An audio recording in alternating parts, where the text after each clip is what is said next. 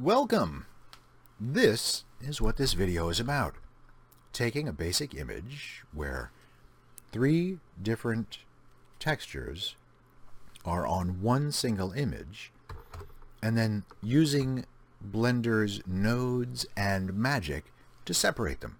And here we have A and B and C. They're doing different things, they're on different faces, they're not overlapping, and they do in fact all come from the same picture. This picture, which I build in GIMP, and this is an older version of GIMP very quickly. This is not a, this is not a 2.10, where's he about? There we go, it's a 2.8.6. We can put a material on an object and make a mess of it. And here they are all combined. And then we go through very carefully and explore how do we pull them apart so that we get just one at a time instead of all 3 at once. And then how do we change their colors? And then how do we use that information to not only change their colors, but to also change the shader material itself? This is as simple as everyone needs to go right here. And then I even use Notepad. Sit back, enjoy. It is a pleasure to teach you, and it is a lot of fun to know how to use textures more efficiently. And get ready. You will see the magic. Hello, hi, hola, handle and greeting. Let's take a look very quickly at creating some easy textures. Textures can be used in Blender. I've not uploaded to 2.10 yet, but I did on another computer and it went very smoothly. Where is the about? The 2.8.6 is an older version, and the maximum that it can handle for an image is an RGB 8-bit, and this is no good. But the 2.10 can handle 16 and 32 and beyond bit, all sorts of extra color depth, and that's a good thing. I'm going to create a new image that's 512 and 512, and we're going to make it square. It's going to be a white background until I switch the colors. Going color invert, it's a black background. Now, one of the things that I wanted to play with right now is using one texture as an image, using one image to create multiple textures, and I just want to hop right to it. And I'm going to make a big set of letters is I think what I'm going to do. Oh, that's hard to see because it's not all one color or another. Now it's all red, and it's really hard to see. So let's do an Arial bold. I'll bother to center it and make it big. There is an A. Very good. I think I'll create it with escape. I will hide that. What am I doing here? Hit this, hit escape. The one thing that's a little annoying about GIMP is that you have to keep clicking these different windows. You can collect them all together into one window, but I haven't, and now I'll just create another. What am I doing? How about I just create a copy of this, and now when I do that, I can do B, but B here is going to be no red, all green. Now that's what that is. I'll create a copy of that, hide the old one from view, and I should be able to overwrite the letter C and pull down to all blue. Now I've got 3 different things, A, B, and C. How can I make it so they all show against a black background? I'm going to right click on the layers and discard the text information because I don't need that anymore. It wouldn't matter if I did or not, but the reason I want to do this is because I can go to map and also make seamless, and it will grab the things that I've done and stretch it out across the canvas to make a seamless image. It is a little fuzzy in the middle, and Control F will redo your last filter. So now we have A, B, and C all stacked on top of each other, and they repeat. If we were to use this as a texture, it could be wood, hay, grass, roof tiles, bricks, hexagons, which is deceptively difficult to make. Just take my word for it. Try it sometime. And putting these together, I think I'm going to not use color as a final. Let's see, color on top of a black background gives you a pretty invisible look. But if we overlay these, I think that's the way I'm going to go. Adding them...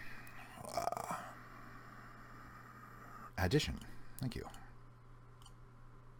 Addition. Okay. This looks really neat, and if I were making a print magazine, it would be a lot of fun.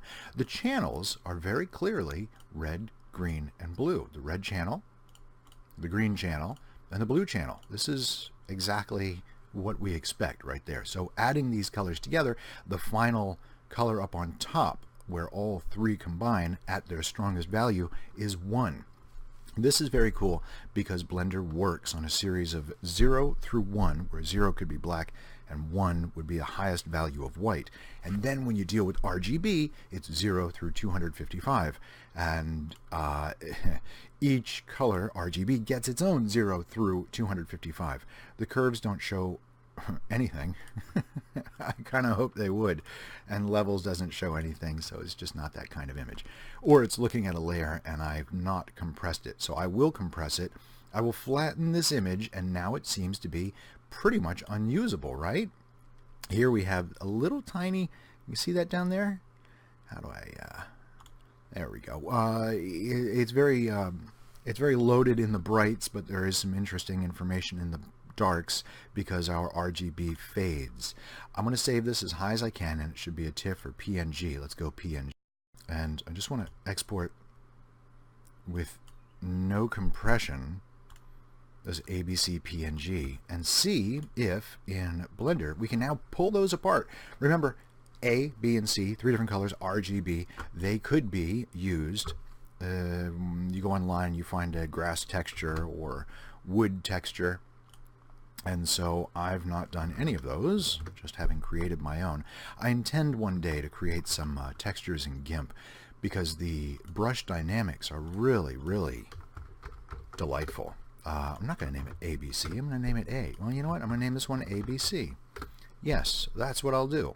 So this is ABC. I can tab in and I can hit U and unwrap it and see what that gets. Control, right as the arrow key, and not much has happened. But if I go ahead and pick the edges that make this an open box, which I kind of hate doing, I think that should do it. So Control E, mark those as seams, go back, Control Tab F to get faces, select them all, hit unwrap again. It now gives us this delightful open box like you're folding paper. How will I put this per faces? We know that everything repeats. Why don't we go ahead and open an image to use? And I can arrange it by date to make things easy. And there's ABC. So it's not being used yet. It's still a white box. Control left gets us back to the default layout, or I can pull down here and just switch from UV editing to default. I don't want to use the color white. I want to switch it over to an image texture. Shift F3 will help me arrange that image texture so that it's more visible on the box. I've already pulled it up in the UV editor, so it's available from that drop down. And the default, Shift F5 to get to 3D view, the default is for it to unwrap according to whatever unwrapping we've got. Here we have a rather cumbersome, I shouldn't say cumbersome, it's a rather psychedelic look of all these good bright colors.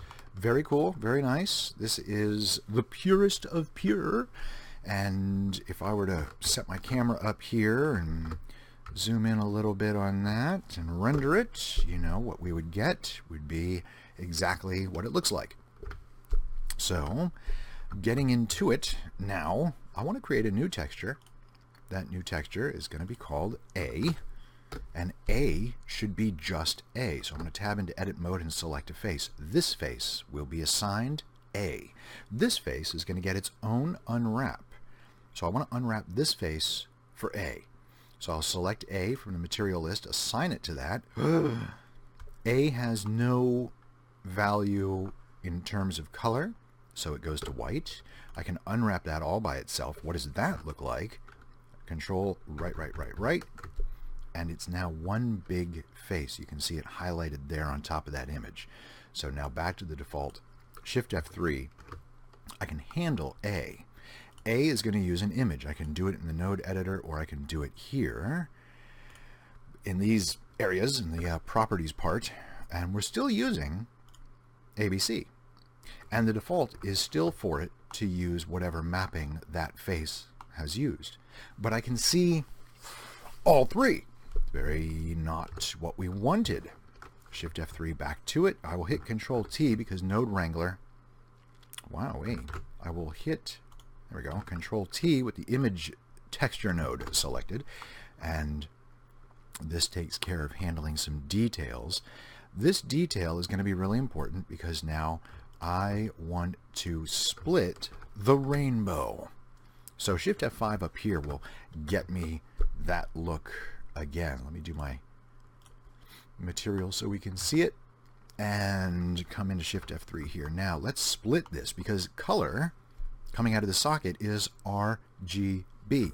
RGB is exactly what we see here. We want to break the rainbow into its component parts. Shift A, converter, separate RGB. But we're not done. We have to converter combine RGB to make it proper. Now this is if we want it red. If you've used Blender before, you now know that you can use, let's see if I just mute this, you can use a value of white and black to be a value between 0 and 1. 0 black, 1 white. If I didn't want this to be red, but instead another color, I could do that. And we'll do that in just a moment. Let me create a new material that is in fact A, but a copy. I will rename it B. I'm now looking at the nodes for B. If I do this, oh, of course I haven't put B anywhere. You will have to put it somewhere. So here's gonna be B. Look at that, it's already a big green B, which is kind of, I dig it. Okay, that was easy. Let's do one more. Let's do one over here. Let's take B, let's make a new material. Slot. It's like, I like saying it like this. It's a new parking space. Now, let's put in the car B. But instead of using B, let's make a copy of B. So anything we change is going to be on a new material. I'm going to assign this new material to my selected face, my selected polygon. The letter U, and it's just a square, it will unwrap to a square. It unwrapped upside down. I'm kind of glad it did that. Because it unwrapped upside down, I have to go and visit the UV editor. I could do it here with mapping, but I'd rather, I think, just use this. And so now I am looking at C. It's very confusing, isn't it? C isn't C yet. Maybe that's too confusing. Let's go back and make sure that we understand it's C. C, the letter, is hiding on the blue channel. Now, when we look at the blue channel, there it is. So this is the polygon that represents the blue channel. As I can edit mesh, I can also edit polygons in the UV editor. I can hit R and 180 and turn that polygon, or I can rotate it, I should say, 180 degrees. It now makes C, or that new material, upside right. No, upside up. Right side up. Downside down. Now we've got A and B and C. And so, naturally, rendering this doesn't betray any sneaky tricks. It really is doing what it's supposed to do. More to it. There is more to it. And it's fun. I just said that we can use the information to pull out confusing maps like this. But we can also colorize. So instead of RGB, maybe the letter, boy, that B is really good, isn't it? So blue is a little weak. Let's make that gold. So now we're on C. I make sure right here that C is selected. That is this material. In this case, it's the letter C. So what if I disconnect this and it's just white? But I want this color to appear, I don't know, a mix of two different colors. Here is a mix of two different colors. I'll plug this in, and I'll just politely pull all these back so that they get a little tidy. Cleaning nodes is not my hobby. Let's pick two colors. What do you have in mind? Something we haven't used. Blue and orange, yellow and purple. That's always fun. Let's do yellow and purple. I think blue and orange is a little overrated. There's purple, and here's yellow. All right, both secondary colors. How will we get the blue and purple to play nicely? Should we do this? No. We shouldn't do that because it's not black and white. It's blue and black. The factor is one of the cases in Blender where it depends upon a 0 value or a 1 value. It does not take, I think it's called big floats of multiple things. Can I do this elegantly? I'd like to think this is a pretty good crash course for some more advanced material experimenters. 0 to 55. This is important because there we've got this for factor, and all of this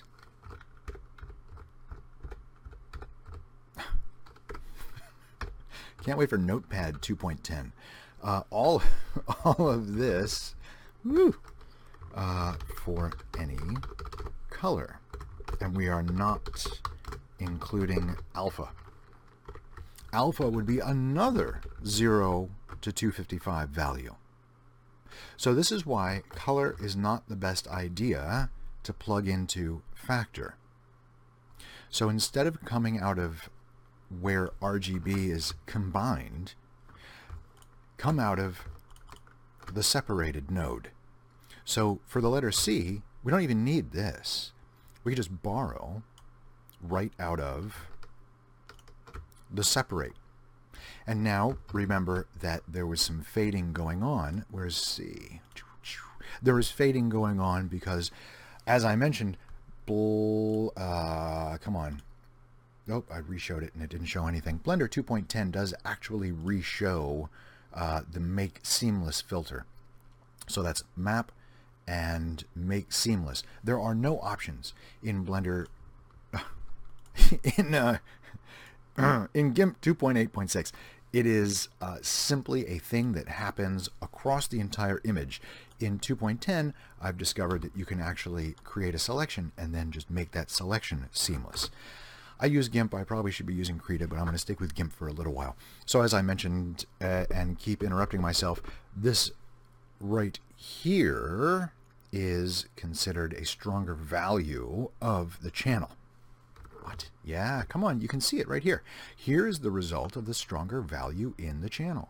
So what if we wanted to have this purple and goldy orange stronger? We could take the information that is now a simple single value and convert it quite simply by creating a constant interpretation between one value and the next. So we have to go fishing through the values because they're not actually... See how we're fishing through 0 through 255? To create a 0 to 1. That is, if you've ever done it, the same sort of thing as... give me a moment. Where's color? I was right on top of it. That is the same sort of thing as something like... it's going to show me everything. Threshold, where we go digging through the values of 0 through 255. This is a hyper useful thing in Blender. Now we have a texture that is just bang on the letter C. And once again, if we were to look through the camera and rotate this object, we can see that a render of it is predictably what we wanted. Final note.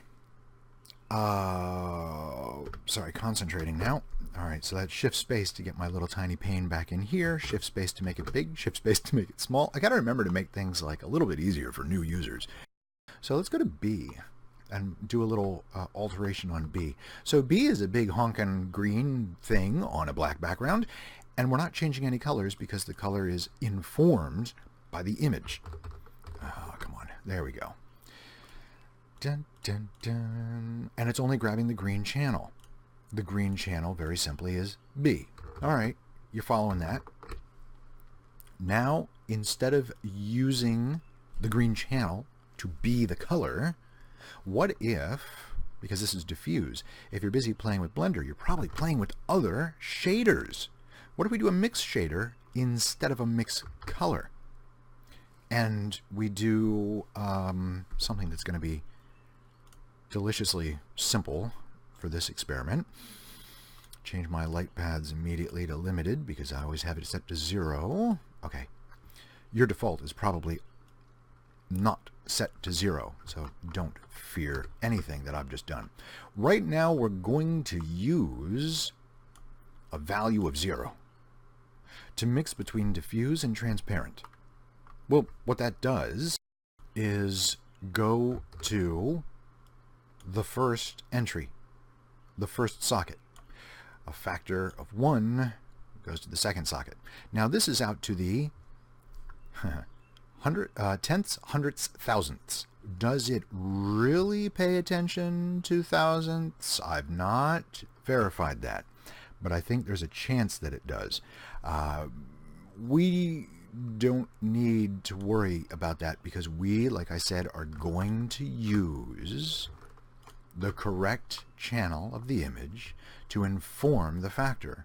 We're not going to use the color output of that channel because its values are not 0 through 1.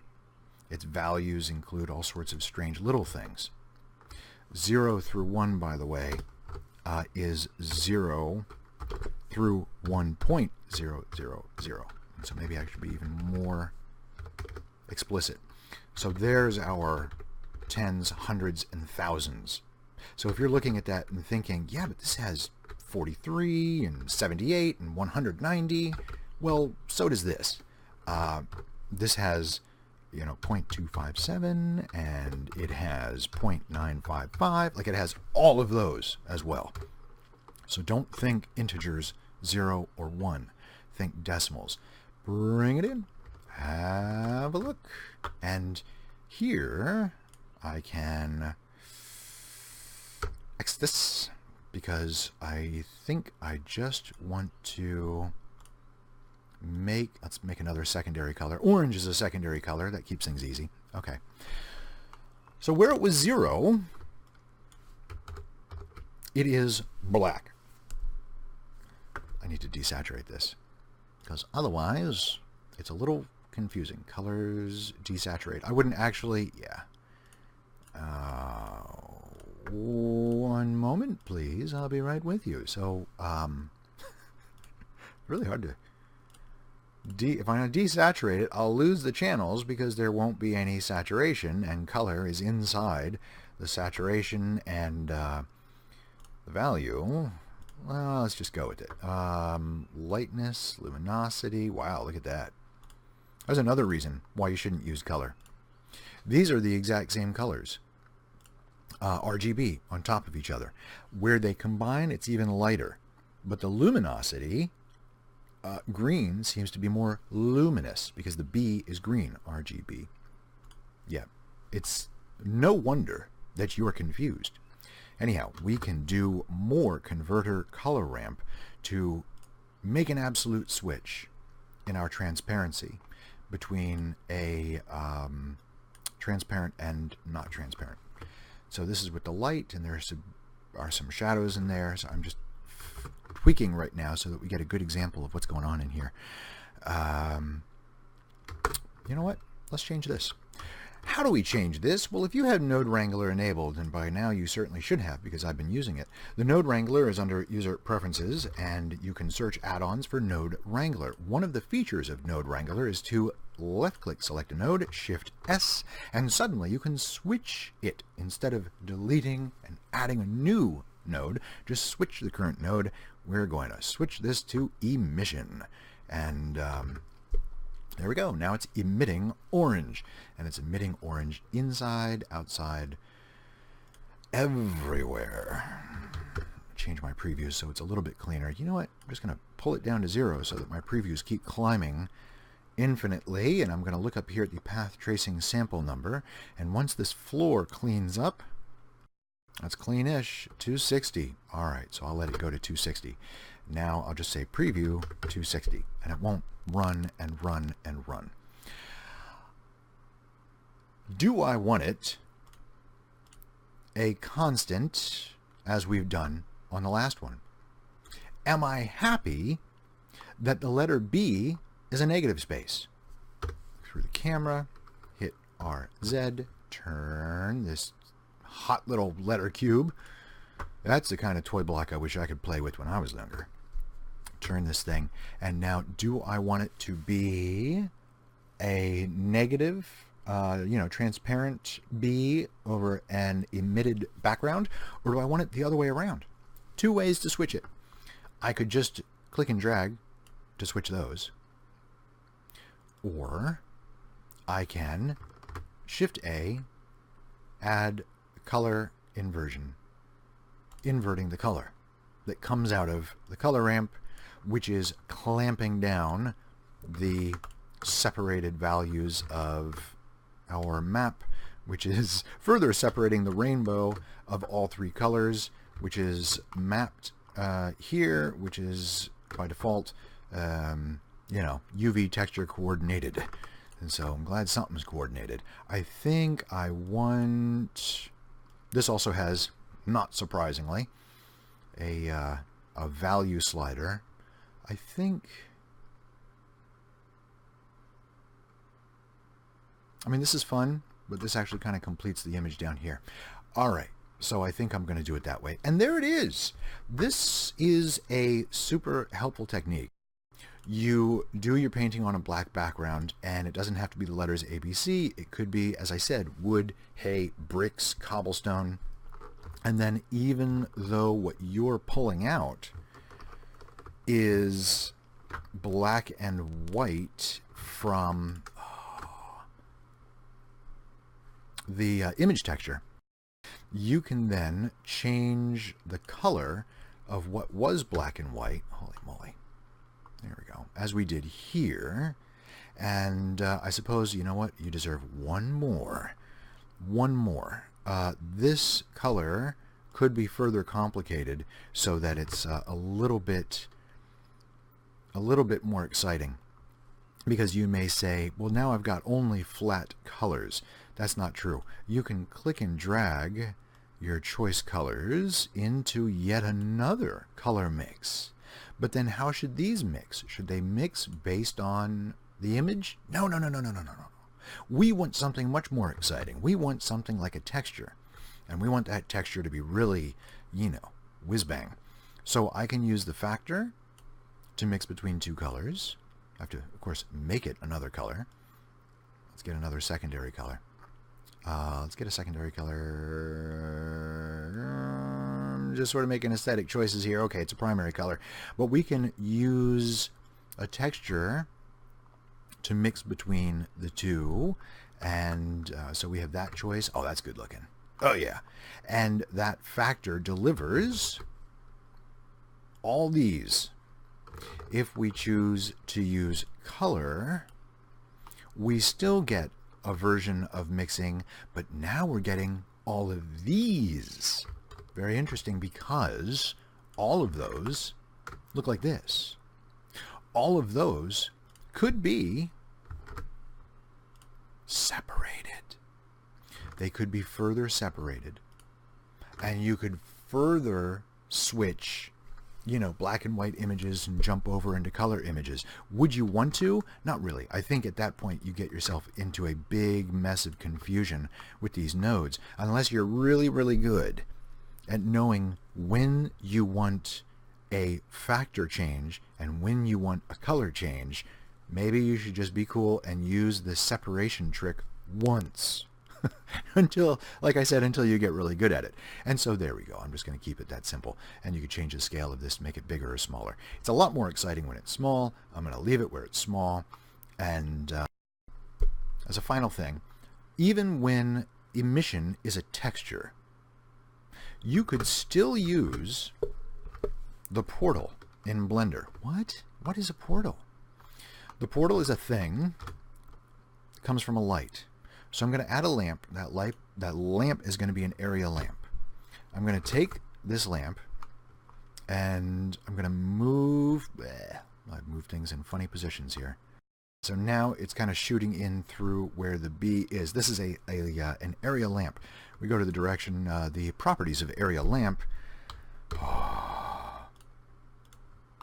We can see quite simply that the area lamp is now ready and willing to take the space that is just about where the letter B is. The B has an emission material, but that emission material is not going inside this cube's transparency very much. I'm going to change it to portal, and what this allows us to do as of Blender like 2.6 or 2.5 or whatever it was, 2 something a while ago, is tell Blender, shoot your cycles render rays inside this object because I want the environment and I want our sun lamp, which has been up here neglected by me. I want our environment and sun lamp to go inside this area, which is too shaded. So F11 shows us what it was. I'm going to hit 2, and I'm just going to re-render it right. Not a lot of samples. Okay. The difference between 1 and 2 is pretty significant, and if I just... Oh, because my samples are 35. There we go. So texture economy and render economy. Render economy makes it look bad. So now we are increasing it from, what, 35 to... That's not 10 times, but it's more than 5 times the amount of samples in a render. Anyway, that's a huge difference in noise. But even before that, you could see that the portal gave us a big boost in telling cycles to throw light. And some of that light comes from, I'm pointing, you can't see me point with my finger, comes from the emission material. All right, now I better shut up. You guys are so much fun. You let me get away with things. And then when I make something that sucks, you don't watch, which I appreciate you not thumbing things down. This is a pleasure for me, and this is really important when you do ground textures, house textures, character textures. Imagine having all of your characters' facial features or clothes and details on one map. How big is this thing? Sort by date and ABC. There we go. 770 kilobytes. And it's got everything. I appreciate your likes. I really like your comments. If you have questions about this or different ideas, because it can get awfully confusing with all of these interesting nodes here. Questions, comments, likes, thumbs up, stuff like that. Subscribe if you want to, because your subscriptions help drive me to think about things like this instead of just doing them blindly for myself. I really appreciate it. So, as always, skip around, watch what you want. I appreciate you. Thanks for watching.